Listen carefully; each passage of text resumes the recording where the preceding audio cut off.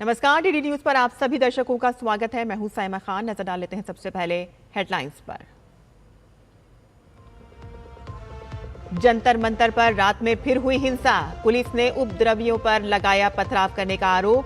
2 ACP समेत दर्जन भर पुलिसकर्मी घायल।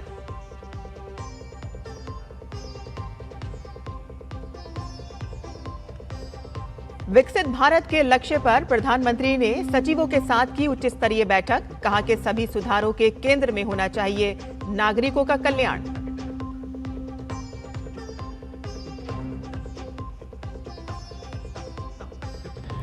तीन देशों की यात्रा के अंतिम चरण में राष्ट्रपति द्रौपदी मुर्मू आज पहुंचेंगी रोमानिया। बुखारेस्ट में राष्ट्रपति, प्रधानमंत्री और सेनेट अध्यक्ष से करेंगी मुलाकात। व्यापार फोरम को भी करेंगी संबोधित।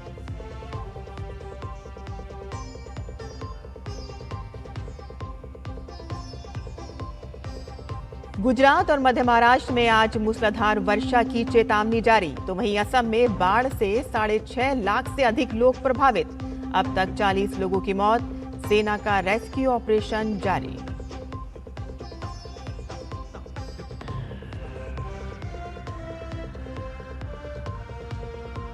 और ग्लासगो राष्ट्रमंडल खेलों की शुरुआत आज से। करीब 3000 एथलीट 10 खेलों में लेंगे हिस्सा। 126 भारतीय एथलीट पदक के लिए पेश करेंगे चुनौती।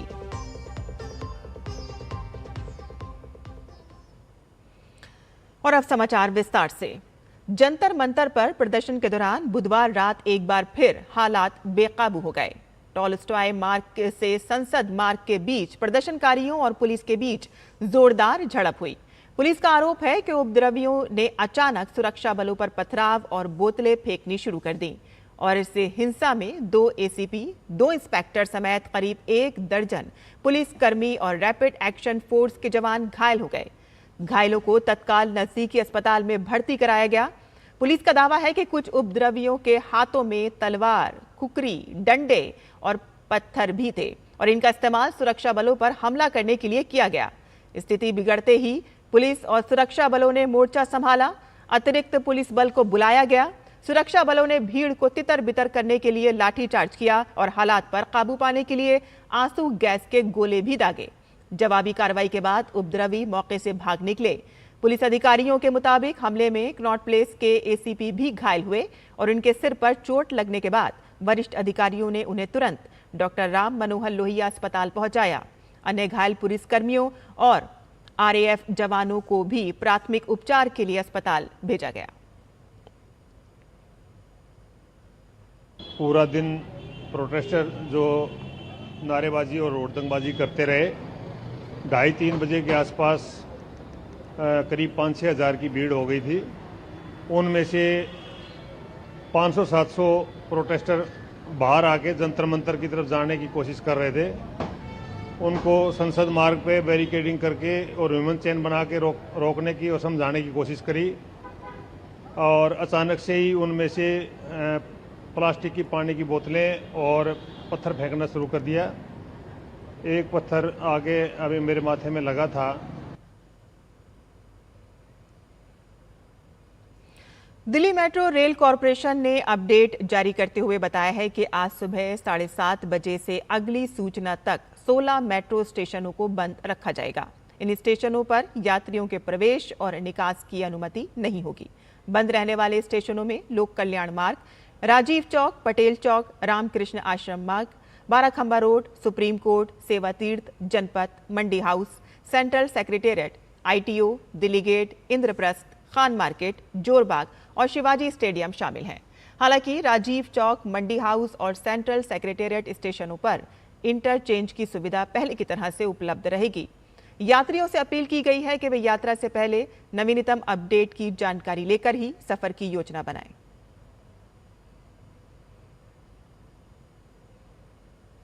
नीट पेपर लीक और छात्रों के विरोध प्रदर्शन को लेकर केंद्र सरकार पूरी तरह से अलर्ट है। केंद्रीय मंत्री जेपी नड्डा ने बुधवार को प्रेस कॉन्फ्रेंस कर कहा कि पेपर लीक पर सरकार संसद में चर्चा के लिए तैयार है। पेपर लीक का मुद्दा जांच का विषय है। विपक्ष को इससे राजनीतिक फायदा उठाने की कोशिश नहीं करनी चाहिए। उन्होंने कहा कि छात्रों के आंदोलन का राजनीतिकरण न हो। स्टूडेंट्स की डिमांड है, जिस विषय पर उन्होंने मुद्दे उठाए हैं पेपर लीक का, सबसे पहले तो मेरा आग्रह है कि हमें इसका राजनीतिकरण नहीं करना चाहिए और इसमें से राजनीतिक लाभ लेना उचित नहीं है। यह एक गहन समस्या है और इस समस्या का गहनता के साथ चर्चा होने की आवश्यकता रहती है। नड्डा ने कांग्रेस को घेरते हुए कहा कि हिमाचल प्रदेश में राज्य के स्कूल एग्जामिनेशन बोर्ड में पेपर लीक हुआ, जहां कांग्रेस की सरकार है। झारखंड में जेएसी में हिंदी और विज्ञान के पेपर लीक हुए, वहां झारखंड मुक्ति मोर्चा कांग्रेस की सरकार है। तेलंगाना में इंटरमीडिएट के लैंग्वेज और एसएससी में लैंग्वेज के पेपर लीक हुए और वहां पर कांग्रेस और सीपीआई के समर्थन वाली सरकार है। राहुल गांधी बताएं कि वो सेलेक्टिव क्यों है। मैं पूछना चाहूंगा विपक्ष के नेता राहुल गांधी जी से कि आप सिलेक्टिव क्यों हैं? आपने यूपीए की और यूपीए के सपोर्टेड सरकारों को, जिसे हम इंडी गठबंधन कहते हैं, इंडी अलायंस कहते हैं, उनकी गवर्नमेंट्स के बारे में आपने क्यों नहीं चर्चा की? क्यों आपने अपने आप को उससे अलग रखा? यह स्पष्ट बताता है कि आपका उद्देश्य छात्रों का हित नहीं है, स्टूडेंट्स को जस्टिस मिले, इसमें आपका इंटरेस्ट नहीं है। आप स्टूडेंट्स के विषयों को, डिमांड्स को लेकर के आप पॉलिटिकल माइलेज लेना चाहते हैं, राजनीतिक रोटियां सेकना चाहते हैं। जेपी नड्डा ने कहा कि सरकार हमेशा से चाहती थी कि पेपर लीक मामले पर संसद में चर्चा हो। उन्होंने कहा कि विपक्ष जितने भी घंटे की चर्चा चाहे, सरकार उसके लिए तैयार है। हमने चाहा है कि संसद में इसकी चर्चा हो, short duration discussion, long duration discussion, business advisory committee में आप तय करो कितना समय आपने लेना है। राज्यसभा में मैं लीडर ऑफ द हाउस के नाते मैंने हमेशा इस बात को माना है कि जो विपक्ष जितने आवर्स तय करे, हम चर्चा के लिए तैयार हैं, सरकार चर्चा के लिए तैयार है और विपक्ष को इस बात को ध्यान में लेकर के उसे गोल पोस्ट नहीं चेंज करना चाहिए। हम इस समस्या का किस तरीके से निदान कर सकते हैं, उसके बारे में हमको सोचना चाहिए। प्रधानमंत्री नरेंद्र मोदी ने बुधवार को ग्रामीण विकास, कृषि, सामाजिक कल्याण और संबंधित क्षेत्रों में विकसित भारत के लक्ष्यों की दिशा में हुई प्रगति की समीक्षा की। सचिवों के साथ एक उच्च स्तरीय बैठक में योजनाओं, चुनौतियों और भविष्य की रणनीतियों पर चर्चा की गई। बैठक के दौरान प्रधानमंत्री ने कहा कि सभी सुधारों का केंद्र नागरिकों का कल्याण होना चाहिए। उन्होंने जोर देकर कहा कि सरकार की हर योजना और नीति का उद्देश्य लोगों के जीवन में सकारात्मक बदलाव लाना होना चाहिए। उनके अनुसार सुधार केवल प्रशासनिक प्रक्रियाओं को बेहतर बनाने तक सीमित नहीं होना चाहिए, बल्कि उनका लक्ष्य भारत को विकसित राष्ट्र बनाने की दिशा में तेजी लाना भी होना चाहिए। पीएम मोदी ने बदलते समय के साथ शासन व्यवस्था में भी बदलाव की आवश्यकता पर बल दिया। उन्होंने कहा कि तेजी से बदलती परिस्थितियों और नई चुनौतियों के अनुसार शासन की प्रक्रियाओं को अधिक प्रभावी और आधुनिक बनाया जाना चाहिए। प्रधानमंत्री ने कहा कि विकसित भारत का सपना केवल सरकार का कार्यक्रम नहीं, बल्कि एक जन आंदोलन बनना चाहिए। उन्होंने कहा कि देश के युवाओं को इस अभियान का सबसे मजबूत आधार बनाना होगा और उन्हें विकास यात्रा में सक्रिय भागीदारी बनाना जरूरी है। बैठक के दौरान विभिन्न मंत्रालयों के सचिवों ने अपने विभागों की उपलब्धियों, चुनौतियों और भविष्य की योजनाओं पर प्रस्तुति दी। प्रधानमंत्री ने उनके सुझाव सुने और प्रभावी क्रियान्वयन, बेहतर समन्वय तथा विकसित भारत के लक्ष्य को तेजी से हासिल करने के लिए आवश्यक दिशा निर्देश दिए।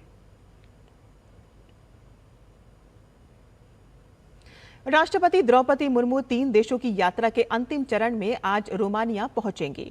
रोमानिया की 2 दिन की यात्रा के दौरान वे वहां के राष्ट्रपति, अंतरिम प्रधानमंत्री और सेनेट अध्यक्ष से मिलेंगी। राष्ट्रपति का रोमानिया भारत संसदीय मैत्री समूह के सदस्यों से भी मिलने का कार्यक्रम है और इसके बाद राष्ट्रपति मुर्मू भारत रोमानिया व्यापार फोरम को संबोधित करेंगी और भारतीय समुदाय के लोगों से बातचीत करेंगी। विदेश मंत्रालय ने बताया है कि राष्ट्रपति द्रौपदी मुर्मू की 3 देशों की यात्रा द्विपक्षीय संबंध मजबूत करने की भारत की प्रतिबद्धता का परिचायक है। बात करते हैं मौसम की, जहां देश के कई हिस्सों में दक्षिण पश्चिम मानसून पूरी तरह से सक्रिय हो चुका है और जिसके चलते मौसम विभाग ने गुजरात और मध्य महाराष्ट्र के लिए मूसलाधार बारिश का रेड अलर्ट जारी किया है। और इसके साथ ही प्रशासन ने स्थानीय नागरिकों और पर्यटकों को सावधानी बरतने तथा जल भराव वाले क्षेत्रों से दूर रहने की सख्त हिदायत दी है। तो वहीं पहाड़ी राज्यों से लेकर मैदानी इलाकों और पूर्वोत्तर भारत में मौसम पूरी तरह से बादलों से घिरा हुआ है। जम्मू कश्मीर, हिमाचल प्रदेश, उत्तराखंड, पंजाब, बिहार, झारखंड, ओडिशा, पश्चिम बंगाल, छत्तीसगढ़, राजस्थान और कर्नाटक में गरज चमक के साथ भारी बारिश की आशंका जताई गई है। तो वहीं दूसरी तरफ पूर्वोत्तर भारत के राज्यों में भी मानसून का रौद्र रूप जारी रहने का अनुमान है, जहां अरुणाचल प्रदेश, नागालैंड, मणिपुर, मिजोरम और त्रिपुरा में भी अगले कुछ दिनों तक मूसलाधार बारिश का सिलसिला जारी रहने का अनुमान है। मौसम विभाग ने इन सभी क्षेत्रों में स्थानीय प्रशासन और नागरिकों को भूस्खलन व जलभराव जैसी स्थितियों से सावधान रहने तथा सुरक्षित स्थानों पर रहने की अपील की है। वहीं असम में बाढ़ की स्थिति लगातार गंभीर बनी हुई है और जिससे जनजीवन पूरी तरह से अस्त व्यस्त हो गया है। प्रदेश के 11 जिले अभी भी पानी में डूबे हुए हैं और जिससे 6.4 लाख से ज्यादा लोग गंभीर रूप से प्रभावित हैं और इस आपदा में मरने वालों की संख्या बढ़कर 40 हो गई है। राज्य के 939 गांव पूरी तरह से जलमग्न हैं और 24,897 हेक्टेयर खेती की जमीन पानी में डूबने से किसानों को भारी नुकसान पहुंचा है। और इस समय शिवसागर जिला सबसे ज्यादा प्रभावित है, जहां दिसांग नदी का जलस्तर अभी भी खतरे के निशान से ऊपर बह रहा है और इसके साथ ही प्रभावित इलाकों में राहत और बचाव कार्य युद्ध स्तर पर जारी है। एनडीआरएफ, एसडीआरएफ और स्थानीय एजेंसियों के साथ साथ भारतीय वायुसेना की मदद से हजारों फंसे हुए लोगों को सुरक्षित स्थानों पर पहुंचाया गया। प्रशासन द्वारा स्थापित राहत शिविरों में प्रभावितों के लिए भोजन, शुद्ध पेयजल और चिकित्सा सुविधाओं के पुख्ता इंतजाम किए गए हैं और इसके अलावा बाढ़ के कारण बुनियादी ढांचे और कृषि क्षेत्र को हुए नुकसान का आकलन भी तेजी से किया जा रहा है। तो वहीं संकट की इस घड़ी में असम के मुख्यमंत्री डॉक्टर हेमंत बिस्व शर्मा खुद जमीनी स्तर पर राहत कार्य की अगुवाई कर रहे हैं। मुख्यमंत्री ने बुधवार को चराईदेव, शिवसागर और जोरहाट जैसे सबसे अधिक प्रभावित जिलों का दौरा किया। उन्होंने जमीनी स्तर पर राहत व्यवस्थाओं का जायजा लिया और प्रभावित परिवारों से मुलाकात कर उन्हें हर संभव सरकारी मदद का भरोसा दिलाया। तो वहीं मौसम विभाग ने असम में अगले कुछ दिनों तक मूसलाधार बारिश का सिलसिला जारी रहने का अनुमान व्यक्त किया है। सिक्किम के नामची जिले में एनएचपीसी की सुरंग ढहने की घटना के बाद राहत एवं बचाव अभियान लगातार जारी है। बीती रात पश्चिम बंगाल के आसनसोल से ईस्टर्न कोलफील्ड लिमिटेड की दूसरी विशेष बचाव टीम भी घटनास्थल पर पहुंची और अभियान में शामिल हो गई। सुरंग से अब तक 22 लोगों के शव बरामद किए जा चुके हैं। सुरंग में फंसे शेष लोगों का पता लगाने और उन्हें बाहर निकालने के लिए विशेषज्ञ बचाव दल समन्वित तरीके से लगातार अभियान चला रहे हैं। सिक्किम सरकार, जिला प्रशासन और संबंधित सभी एजेंसियां पूरे घटनाक्रम पर लगातार नजर बनाए हुए हैं और साथ ही बचाव दलों और प्रभावित परिवारों को हर संभव सहायता उपलब्ध कराई जा रही है।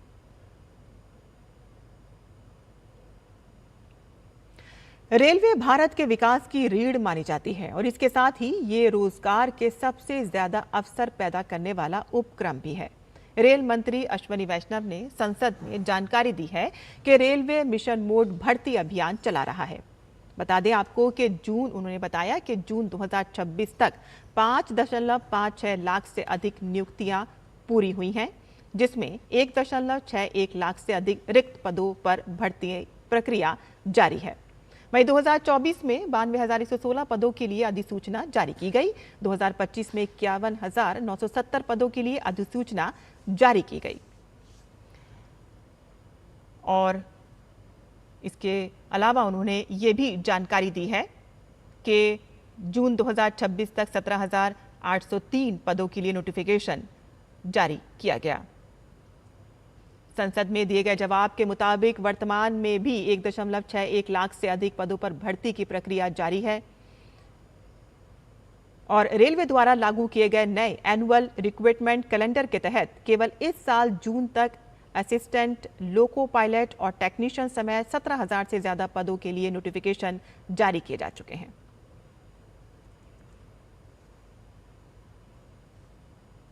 और यहाँ रुकते हैं एक छोटे से ब्रेक के लिए। हम जल्द हाजिर होंगे, आप देखते रहिए डीडी न्यूज। बाबा केदार के दर्शन के बाद मेरे मुंह से अनायास निकला था कि इस शताब्दी का तीसरा दशक उत्तराखंड का दशक होगा। विकास, विरासत और सांस्कृतिक संरक्षण के मजबूत संकल्प के साथ डबल इंजन की सरकार ने उत्तराखंड को प्रगति की न सिर्फ नई पहचान दी है, बल्कि तय किया है युवा सोच, आधुनिक परिवेश, नवाचार और अनंत उपलब्धियों का सफर। प्रधानमंत्री नरेंद्र मोदी के मार्गदर्शन और मुख्यमंत्री पुष्कर सिंह धामी के कुशल नेतृत्व में सरकार ने उन संभावनाओं पर जोर दिया है जो सुखद भविष्य की नींव तैयार कर रही है। उत्तराखंड में दूरस्थ पहाड़ के सुदूर गांव भी पीएम मोदी के डिजिटल इंडिया अभियान का हिस्सा बन रहे हैं। डिजिटल क्रांति के इस सफर में अपनी सरकार पोर्टल द्वारा रिकॉर्ड 976 डिजिटल सेवाओं का घर बैठे लाभ दिया जा रहा है। युवाओं के खिलते हुए चेहरे सरकार की कार्यकुशलता का प्रमाण दे रहे हैं। प्रदेश में पारदर्शी तरीके से युवाओं को रिकॉर्ड 33,000 से ज्यादा सरकारी नौकरियां प्रदान की गई हैं। सड़कें अब विकास और प्रगति की गाथा लिख रही है। 12,000 करोड़ से अधिक लागत से निर्मित एक्सप्रेसवे परियोजना से दिल्ली से देहरादून की दूरी मात्र 2.5 घंटे की रह गई है। चार धाम यात्रा को सुगम बनाने के लिए 11,700 करोड़ से अधिक ऑल वेदर रोड का कार्य 92% से ज्यादा पूर्ण हो चुका है। भारतमाला परियोजना के तहत टनकपुर से पिथौरागढ़ NH 125 का निर्माण कार्य पूरा हो चुका है। ऋषिकेश कर्णप्रयाग रेलवे लाइन निर्माण का कार्य 70% से ज्यादा पूरा हो गया है। डबल इंजन सरकार के अथक प्रयास से संवर रहा है उत्तराखंड, आगे बढ़ रहा है उत्तराखंड। ब्रेक के बाद आपका फिर से स्वागत है। देश में बढ़ते साइबर अपराधों पर प्रभावी रोक लगाने और पीड़ितों को त्वरित राहत उपलब्ध कराने के लिए केंद्र सरकार ने Indian cyber crime coordination centre I4C के माध्यम से व्यापक तंत्र विकसित किया है। गृह राज्य मंत्री बंदी संजय कुमार ने राज्यसभा में एक प्रश्न के लिखित उत्तर में बताया कि राष्ट्रीय साइबर अपराध रिपोर्टिंग पोर्टल और हेल्पलाइन 1930 के जरिए लोग आसानी से साइबर अपराध की शिकायत दर्ज करा सकते हैं। वर्ष 2021 में शुरू किए गए citizen financial cyber fraud reporting and management system CFCFRMS के माध्यम से 30 जून 2026 तक 32.80 लाख से अधिक शिकायतों में 11,158 करोड़ रुपए से ज्यादा की राशि बचाई जा चुकी है। तो वहीं वर्ष 2023-24 से 2025-26 के दौरान 53.87 लाख से अधिक शिकायतें प्राप्त हुई, जिनमें से 1.81 लाख से अधिक FIR दर्ज की गई। तो वहीं 56,087 करोड़ रुपए से अधिक की साइबर ठगी की सूचना मिली और इसके साथ ही 9,079 करोड़ रुपए की संदिग्ध राशि पर रोक लगाई गई और 206 करोड़ रुपए से अधिक पीड़ितों को वापस दिलाए गए। साइबर अपराधों से प्रभावी ढंग से निपटने के लिए सरकार ने साइबर फ्रॉड मिटिगेशन सेंटर, समन्वय और सहयोग पोर्टल, संदिग्ध साइबर अपराधियों की रजिस्ट्री, 7 संयुक्त साइबर समन्वय टीमें, राष्ट्रीय डिजिटल जांच सहायता केंद्र और साइबर फॉरेंसिक प्रयोगशालाओं जैसी कई व्यवस्थाएं विकसित की हैं और साथ ही राज्यों, केंद्र शासित प्रदेशों को क्षमता निर्माण के लिए 132.93 करोड़ रुपए की वित्तीय सहायता भी प्रदान की गई है ताकि साइबर अपराधों की रोकथाम और जांच और पीड़ितों को राहत देने की व्यवस्था को और अधिक मजबूत बनाया जा सके। विदेशियों से मिलने वाले फंड और NGO की कार्यप्रणाली को लेकर केंद्र सरकार ने अपना रुख पूरी तरह से साफ कर दिया है। गृह मंत्रालय की ओर से जारी बयान में स्पष्ट किया गया है कि विदेशी योगदान अधिनियम यानी कि FCRA कानून का मकसद देश में वैध दान या सामाजिक कार्यों को रोकना नहीं, बल्कि विदेशी फंड में पारदर्शिता और राष्ट्रीय सुरक्षा को मजबूत करना है। गृह मंत्रालय के मुताबिक FCRA के तहत सभी संस्थाओं की जवाबदेही तय की जा रही है ताकि विदेशी धन का इस्तेमाल देश की लोकतांत्रिक व्यवस्था या संप्रभुता के खिलाफ न हो सके। डिजिटल अर्थव्यवस्था और वैश्वीकरण के इस दौर में सीमाओं के पार वित्तीय लेन देन बेहद आसान हो गया है, लेकिन इसके साथ ही विदेशी फंडिंग की पारदर्शिता और राष्ट्रीय सुरक्षा को लेकर चुनौतियां भी बढ़ी हैं। सरकार ने साफ कर दिया है कि विदेश फंडिंग का इस्तेमाल देश विरोधी गतिविधियों में नहीं होने दिया जाएगा। भारत ने संयुक्त राष्ट्र सुरक्षा परिषद में पाकिस्तान की कड़ी आलोचना करते हुए कहा है कि सीमा पार आतंकवाद को सरकार नीति के हथियार के तौर पर इस्तेमाल कर रहा है। संयुक्त राष्ट्र सुरक्षा परिषद में प्राकृतिक संसाधनों का प्रबंधन, शांति, सुरक्षा और समृद्धि का आधार विषय पर हुई उच्च स्तरीय खुली बहस के दौरान संयुक्त राष्ट्र में भारत के स्थायी प्रतिनिधि प्रवक्ता नैनी हरीश ने कहा है कि कश्मीर हमेशा भारत का अभिन्न और अविभाज्य हिस्सा रहा है। उन्होंने कहा कि पाकिस्तान ने अपनी झूठी बातें फैलाने के लिए इस उच्च स्तरीय बहस का गलत इस्तेमाल किया। सिंधु जल संधि के बारे में बात करते हुए उन्होंने कहा कि सिंधु जल संधि पर हमारा रुख स्पष्ट और एक जैसा रहा है। अमेरिका ने लगातार 12वीं रात ईरान के सैन्य ठिकानों पर हमले किए। ईरान की मीडिया के अनुसार आज तड़के दक्षिण पश्चिम में स्थित रामशीर और अहवाज शहरों पर अमेरिकी मिसाइलों से हमला हुआ, तो वहीं फारस की खाड़ी के तट पर स्थित बुशर प्रांत के अधिकारियों ने भी बताया है कि अमेरिकी मिसाइलों से हमले किए गए। ये शहर ईरान का एकमात्र नागरिक परमाणु ऊर्जा संयंत्र का घर है और इससे पहले भी अमेरिकी सेना ने ईरान के कई इलाकों और द्वीपों को निशाना बनाया था। ईरान की सेना ने जवाब में अमेरिका के सहयोगी देशों पर ड्रोन और मिसाइलें दागी हैं। कुवैत में वायु रक्षा प्रणाली को सक्रिय किया गया। कुवैत की सेना ने आज तड़के बताया है कि उसने कई दुश्मन ड्रोन को रोककर नष्ट किया। ये घटना ईरान की ओर से पिछले कई दिनों से हो रहे हमलों के बीच हुई है। सेना ने कहा है कि यदि लोगों को विस्फोटों की आवाज सुनाई दे रही है तो वह हवाई रक्षा प्रणाली द्वारा दुश्मन ड्रोन को मार गिराने के कारण है। और इस बीच यमन में सक्रिय ईरान समर्थक हुती विद्रोही खुलकर सामने आ गए हैं। ब्रिटेन की समुद्री सुरक्षा एजेंसी UKMTO के अनुसार कल सऊदी अरब के पास लाल सागर में एक तेल टैंकर पर किसी अज्ञात हथियार से हमला हुआ और जिससे जहाज में आग लग गई। हुती विद्रोहियों ने तेल टैंकरों पर हमले की जिम्मेदारी ली। यमन ने ईरान समर्थित हुती विद्रोहियों के इस हमले और लाल सागर में एक अन्य टैंक पर किए गए दूसरे हमले की जिम्मेदारी भी ली। अंतर्राष्ट्रीय चैम्बर ऑफ शिपिंग ICS ने बताया है कि यमन के ईरान समर्थित हुती विद्रोहियों ने सऊदी अरब के खिलाफ नौसैनिक नाकाबंदी की घोषणा के बाद क्षेत्र के गुजरने वाले जहाज़ों को रेडियो संदेश भेजकर चेतावनी दी थी और ICS ने पुष्टि की है कि ऐसी चेतावनी संदेश रिकॉर्ड किए गए हैं। ईरान के विदेश मंत्री अब्बास अरागची ने कहा है कि यदि ईरान के किसी भी बुनियादी ढांचे पर हमला हुआ तो उसका उसी तरह और कड़ा जवाब दिया जाएगा। उन्होंने कहा कि ईरान की रक्षा नीति स्पष्ट है, जैसे को तैसा। ईरान पर किसी भी तरह का हमला हुआ तो उसका शक्तिशाली और निर्णायक जवाब दिया जाएगा। और इसी बीच अमेरिकी राष्ट्रपति डोनाल्ड ट्रंप ने कहा है कि यदि ईरान ने होर्मुज स्ट्रेट में किसी भी जहाज पर हमला, मिसाइल, रॉकेट, ड्रोन या किसी अन्य हथियार से हमला किया तो अमेरिका जवाब में ईरान के एक पुल या बिजली घर को नष्ट कर देगा। उन्होंने कहा है कि युद्ध अभी खत्म नहीं हुआ है और अमेरिका अब तक इस पर $37.5 अरब खर्च कर चुका है। अमेरिका ने घोषणा की है कि उसने सऊदी अरब के साथ शांतिपूर्ण नागरिक परमाणु सहयोग समझौता किया है और इस समझौते के तहत सऊदी अरब में नागरिक परमाणु कार्यक्रम शुरू किया जाएगा। अमेरिका का कहना है कि इसमें परमाणु हथियारों के प्रसार को रोकने के लिए सुरक्षा प्रावधान शामिल है। अमेरिकी ऊर्जा विभाग ने कहा है कि यह समझौता कई दशकों तक चलने वाली अरबों डॉलर की साझेदारी की कानूनी नींव रखेंगे और परमाणु प्रसार रोकने सहित कई आर्थिक और रणनीतिक लक्ष्यों को आगे बढ़ाएंगे। पश्चिम एशिया में तनाव बढ़ने के बीच अंतर्राष्ट्रीय बाजार में कच्चे तेल की कीमतें बढ़ गई हैं। ब्रेंट क्रूड का भाव बढ़कर $94.07 प्रति बैरल पर बंद हुआ, जबकि अमेरिकी वेस्ट टेक्सास इंटरमीडिएट करीब 3% बढ़कर $86.83 प्रति बैरल पहुंच गया।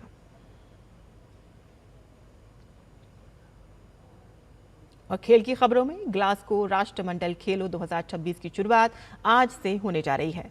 उद्घाटन समारोह भारतीय समय अनुसार 10:30 बजे से ग्लासगो के द हाइड्रो में होगा। इस संस्करण में 74 देशों के करीब 3000 एथलीट्स 10 खेलों में हिस्सा लेंगे। भारत राष्ट्रमंडल खेलों में 19वीं बार हिस्सा लेने जा रहा है, जिसमें उसके 126 एथलीट्स मेडल के लिए अपनी दावेदारी पेश करेंगे। भारत अपने अभियान की शुरुआत पुरुषों और महिलाओं के लॉन बॉल इवेंट से करेगा। राष्ट्रमंडल खेल 2022 में यादगार प्रदर्शन करते हुए पदक जीतने और इतिहास रचने के बाद भारतीय लॉन बॉल टीम ग्लासगो पहुंची है। और इसी के साथ ही हमारा यह समाचार यहीं खत्म होता है। आगे आप देख सकते हैं हमारा मॉर्निंग शो नया सवेरा। मुझे अनुमति दें। नमस्कार।